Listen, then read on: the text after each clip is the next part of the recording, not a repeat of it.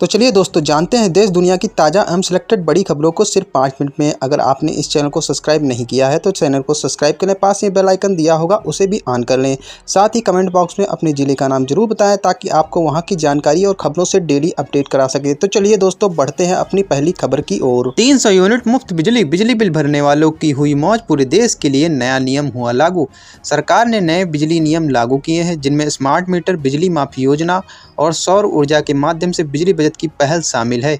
ये उपाय उपभोक्ताओं को बिलों से राहत देंगे। बिजली बिल को लेकर अक्सर लोग परेशान रहते हैं, लेकिन सरकार ने इस समस्या का समाधान करते हुए एक नया नियम लागू किया है। अब बिजली बिल भरने वालों की चिंता दूर होने वाली है। इस नए नियम से देश भर में बिजली उपभोक्ताओं को कई तरह की सुविधाएं मिलने वाली है, जिससे उनका बिजली बिल कम होगा और उन्हें अधिक पारदर्शिता के साथ सेवाएं मिलेंगी। लग रहे स्मार्ट मीटर। देश के कई राज्यों में अब पुराने बिजली मीटरों को हटाकर स्मार्ट मीटर लगाए जा रहे हैं। यह नए स्मार्ट मीटर ऑटोमेटिक सिस्टम से काम करते हैं, जिनमें उपभोक्ताओं को प्रीपेड रिचार्ज की सुविधा मिलेगी, यानी जितनी बिजली आप इस्तेमाल करेंगे उतना ही आपको बिल भरना होगा। बिजली बिल भी हो रहे हैं माफ़। सरकार ने कई राज्यों में बिजली बिल माफ़ी योजना की शुरुआत की है। इस योजना के तहत जिन उपभोक्ताओं का बकाया बिजली बिल है उसे सरकार वहन नहीं कर रही है। इसका मतलब है कि उपभोक्ताओं को अब पुराने बकाया बिलों की चिंता करने की जरूरत नहीं है। यह योजना उन उपभोक्ताओं के लिए एक बड़ी राहत है जो अपने बकाया बिल को चुकाने में असमर्थ हो चुके हैं। अब भारत की तरह नहीं रहेगा बांग्लादेश। मोहम्मद यूनुस बदलने जा रहे संविधान। शेख हसीना के जाते ही बांग्लादेश अब भारत और हिंदू विरोधी हो गया है। मोहम्मद यूनुस की सरकार में हिंदू अब जरा भी सेफ नहीं है। मुसलमानों के नाम पर मोहम्मद यूनुस तो अब संविधान बदलने ही निकल पड़े हैं। जी हां, बांग्लादेश के अटॉर्नी जनरल ने संविधान में बड़े बदलाव की मांग की है। उन्होंने कहा है कि देश की 90% आबादी मुस्लिम है, इसलिए संविधान से सेकुलर शब्द हटा देना चाहिए। इतना ही नहीं, उन्होंने कहा कि शेख हसीना के पिता शेख मुजीबुर रहमान को राष्ट्रपिता घोषित करने समेत कई संशोधन का भी विरोध किया। उन्होंने कहा कि ये सब देश को बांटते हैं और अभिव्यक्ति की आज़ादी का गला घोंटते हैं। उन्होंने कहा कि शेख मुजीब के योगदान का सम्मान करना जरूरी है, लेकिन इसे कानून से लागू करना बंटवारे पैदा करता है। अटॉर्नी जनरल ने बांग्लादेश की अदालत के 15वें संशोधन को असंवैधानिक करार देने का आग्रह किया है। बांग्लादेश सरकार ने ऐसे वक्त में अदालत में यह दलील दी है जब वहां हिंदुओं पर लगातार अत्याचार के मामले बढ़ रहे हैं। कभी हिंदुओं को टारगेट करके मारा पीटा जाता है तो कभी हिंदू मंदिरों पर हमला होता है। ट्रंप के आते ही सऊदी ने ईरान से मिलाया हाथ, बोला उसे खरोच भी आई तो इजराइल समझ ले। मिडिल ईस्ट में जारी जंग के बीच सऊदी अरब ने इजराइल को बड़ी चेतावनी दी है। साथ ही सऊदी के क्राउन प्रिंस मोहम्मद बिन सलमान ने गाजा और लेबनान में जारी जंग को इजराइल का नरसंहार करार दिया है।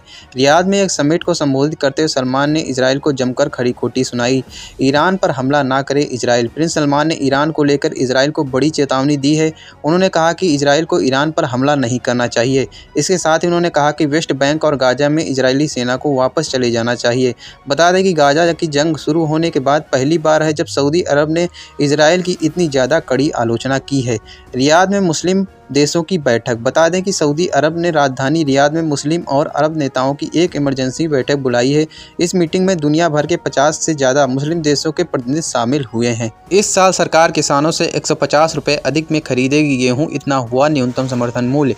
भारत सरकार ने इस साल गेहूं के न्यूनतम समर्थन मूल्य 2425 रुपये क्विंटल निर्धारित किया है, जिससे किसानों को बीते साल की तुलना में इस साल प्रति क्विंटल गेहूं पर 150 रुपये अतिरिक्त मिलेंगे। बता दें, साल 2025-26 के लिए भारत सरकार ने गेहूं का न्यूनतम समर्थन मूल्य यानी MSP 2425 रुपये निर्धारित किया है। गेहूं खरीद के लिए प्रदेश में स्थापित किए जाएंगे गेहूं उपार्जन केंद्र। रिपोर्ट के मुताबिक रबी विपणन वर्ष 2025-26 के लिए अब किसानों से समर्थन मूल्य पर गेहूं की खरीद के लिए बारदाना, भंडारण, परिवहन की व्यवस्था की जा रही है। गेहूं खरीदी के लिए प्रदेश में गेहूं उपार्जन केंद्र स्थापित किए जाएंगे। वहीं गेहूं की गुणवत्ता की जाँच के लिए सर्वेयर को प्रशिक्षण दिया जाएगा। डोनाल्ड ट्रंप बदलेंगे यूएस का संविधान। अब तक जो कोई राष्ट्रपति नहीं कर पाया, हंसते हंसते उसी का कर दिया इशारा। डोनाल्ड ट्रंप अमेरिका का राष्ट्रपति चुनाव जीतने के बाद पूरे जोश में है। वह अपनी नई सरकार के टीम चुनने में जुटे हैं। हालांकि इसी बीच उन्होंने कुछ ऐसा इशारा कर दिया जो वहां पिछले 70 साल में कोई भी राष्ट्रपति नहीं कर पाया। दरअसल नवनिर्वाचित राष्ट्रपति ट्रंप ने बुधवार को इशारों में कहा कि वह तीसरे कार्यकाल के लिए भी तैयार हो सकते हैं।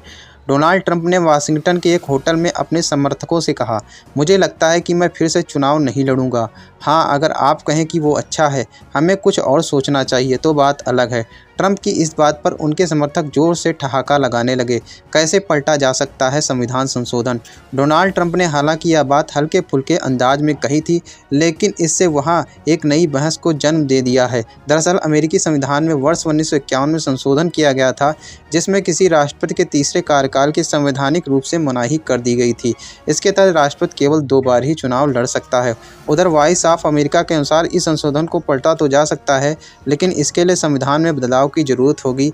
इसके लिए कांग्रेस के दोनों सदनों में 2/3 बहुमत और 3/4 राज्यों की तरफ से अनुमोदन जरूरी होगा। झारखंड चुनाव में वोटिंग के टूटे सारे रिकॉर्ड, गठबंधन की सरकार बनने की उम्मीद। झारखंड में पहले चरण की वोटिंग में 43 विधानसभा सीटों पर शांतिपूर्ण तरीके से वोट डाले गए। साल 2019 की तुलना में 2024 के विधानसभा चुनाव में कई विधानसभा क्षेत्रों में रिकॉर्ड वोट हुए। मतदान प्रतिशत में बढ़ोतरी के बाद राजनीतिक विश्लेषक अपने अपने तरीके से एनडीए और इंडिया गठबंधन के सत्ता में काबिज होने का अनुमान लगा रहे हैं। हालांकि यह तय है कि इस चरण में 43 सीटों में से जिस गठबंधन को अधिक सीटें मिलेंगी उसी गठबंधन को सत्ता की कुर्सी हाथ लगेगी। चुनाव आयोग से मिली जानकारी के मुताबिक साल 2019 के विधानसभा चुनाव के दौरान इन सीटों पर करीब 64% वोटिंग हुई थी, लेकिन इस बार प्रारंभिक रिपोर्ट के अनुसार ही 65% से अधिक मतदान का अनुमान लगाया जा रहा है। ग्रामीण इलाकों में अधिक मतदान। झारखंड विधानसभा चुनाव में देखा गया है कि इस बार शहरी के मुताबिक ग्रामीण इलाकों में अधिक वोटिंग हुई है। इसमें खरसावां, घाटशिला, बहरागोड़ा समेत कोल्हान, उत्तरी छोटा नागपुर, दक्षिणी छोटा नागपुर और पलामू आदि शामिल हैं।